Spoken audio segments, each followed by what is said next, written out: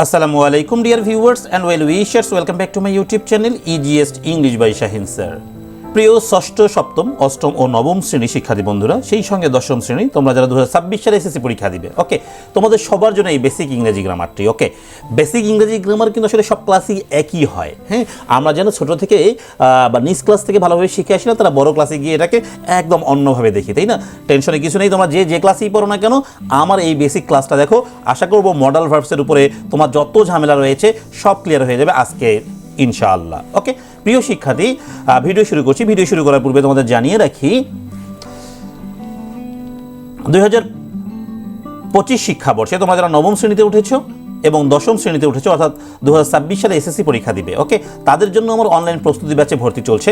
তোমরা যারা ভর্তি হতে চাও স্ক্রিনে দেখানো নাম্বারে যোগাযোগ করতে পারো। ওকে প্রিয় শিক্ষার্থী, দেখো শুরু করছি। মডাল ভার্বস সহজ ও কার্যকর গ্রামারের একটি অংশ, ওকে, যা ফ্লুয়েন্সি এবং প্রপার কমিউনিকেশনের জন্য অত্যন্ত জরুরি। এটা মাথায় রাখতে হবে। হ্যাঁ, প্র্যাকটিস করলে এগুলো আরও সহজ হয়ে যাবে। দেখো, use of modal verbs. Modal verbs ইংরেজি ভাষার অত্যন্ত গুরুত্বপূর্ণ একটি অংশ। মডাল ভার্ব হলো কি ইংরেজি ভাষার খুবই গুরুত্বপূর্ণ একটি অংশ। এগুলো মূলত সম্ভাবনা, অনুমতি, প্রয়োজনীয়তা এবং ক্ষমতা প্রকাশ করতে সাহায্য করবে। তাহলে মডাল ভার্বের কিন্তু কাজগুলো কি, এটা আমাকে আগে বুঝতে হবে। এগুলো দিয়ে কী বোঝানো হবে? সম্ভাবনা প্রকাশ করা যাবে, অনুমতি নেওয়া যাবে, প্রয়োজনীয়তা বোঝানো যাবে, ক্ষমতা প্রকাশ করা যাবে। হ্যাঁ, সঠিকভাবে মডাল ভার্বসের ব্যবহার করতে পারলে বাক্য আরও এক্সপ্রেসিভ এবং কার্যকর হবে। ওকে, দেখো লিস্ট অফ মডাল ভার্বস। আমরা প্রয়োজনীয় যে মডাল ভার্বস রয়েছে সেগুলোর লিস্ট আমি এখানে দিয়েছি। দেখো, can, could, may, might, must, shall, should, will, would, ought to. Okay, এটা যে একদম খুবই প্রয়োজনীয়। ওকে, এবার দেখো ফাংশনস অফ মডাল ভার্বস। হ্যাঁ, মডাল ভার্বসের যে ফাংশন রয়েছে সেগুলো আমি তোমাদের দেখাবো। প্রিয় শিক্ষার্থী, তোমরা কে কোন স্কুল থেকে আমাকে দেখছো কমেন্ট করে জানাও। এবং আগামী 25 ডিসেম্বর থেকে রেগুলার তোমাদের ক্লাস চালু হবে বোর্ড বই আলোকে। ওকে ইনশাআল্লাহ। দেখো, নাম্বার 1 বলেছে পসিবিলিটি, সম্ভাবনা প্রকাশ করার জন্য।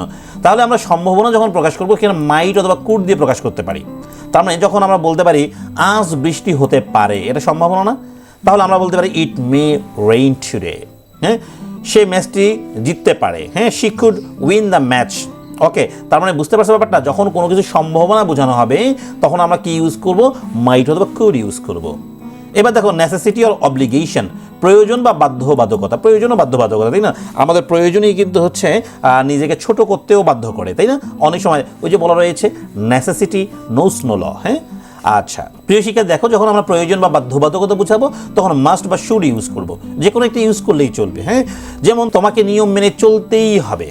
ওকে, দাও you must Abhi the rules, তোমাকে অবশ্যই নিয়ম মেনে চলতে হবে, তাই না?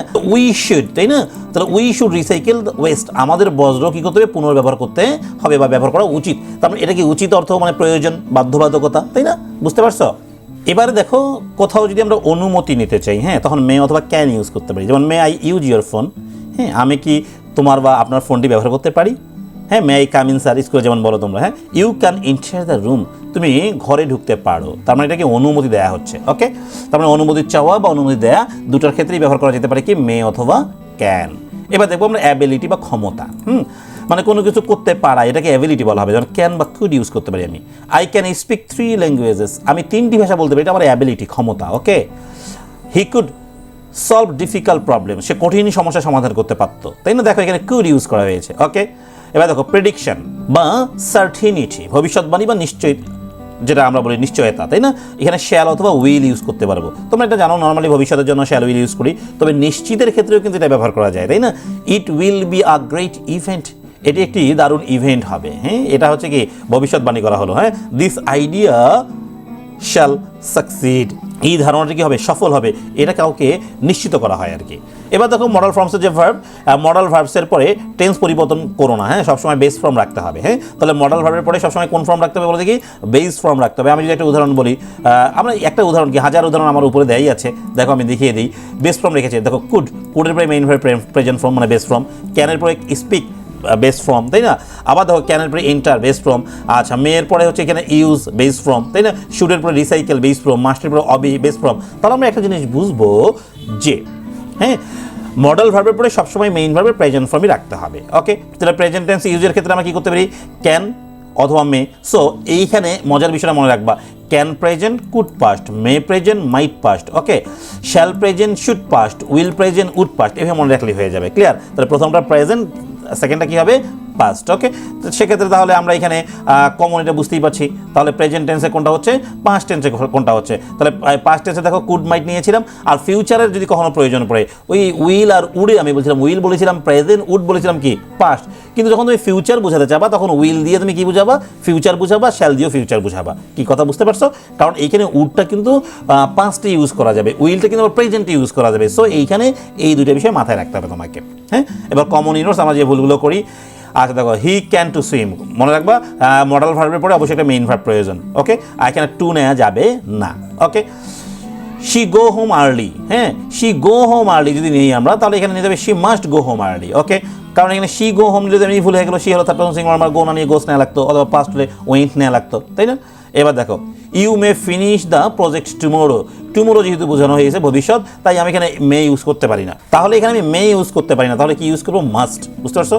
এবার দেখো এখানে আমি জাস্ট সহজ করে বুঝিয়ে দিয়েছি। ক্যান যখন অ্যাবিলিটি বোঝাবে, সক্ষমতা, তাই না? She can drive a car, may permission বোঝাবে, may I borrow your pen. হ্যাঁ, মাস্ট যখন নেসেসিটি বোঝাবে, you must follow the rules. Should suggestion বোঝাবে, we should study more. Might possibility যখন বোঝাবে, he might visit tomorrow. Clear? Tips for students, তোমাদের জন্য আমি কিছু টিপস রেখেছি এখানে, মনে রাখবা মডাল ভার্বের পরে কি ভার্বের বেস ফর্ম রাখতে হবে, এটা বলেই দিয়েছি আমি। আর মডাল ভার্বের নির্দিষ্ট অর্থ বুঝে ব্যবহার করতে হবে। তুমি বুঝতে হবে কোনটা কোন অর্থে ব্যবহার করা হচ্ছে, সম্ভাবনার অর্থ কোনটা, হ্যাঁ ভবিষ্যতের অর্থ কোনটা, এগুলো বুঝতে হবে। ওকে প্রিয় শিক্ষার্থী, আশা করছি তোমরা আজকের এই ভিডিওটির মাধ্যমে অনেকেই উপকৃত হবে। হ্যাঁ, তোমরা যারা ভিডিওটি শুরু থেকে শেষ পর্যন্ত দেখেছো, তোমাদের সবাইকে এই ভিডিওটি শেয়ারের মাধ্যমে ছড়িয়ে দেওয়ার অনুরোধ রইল। সেই সঙ্গে তোমাদের আগামী ভিডিও দেখার আমন্ত্রণ জানিয়ে আজকের মতো এখানেই বিদায় নিচ্ছি। সবাই ভালো থাকবে, আল্লাহ হাফেজ।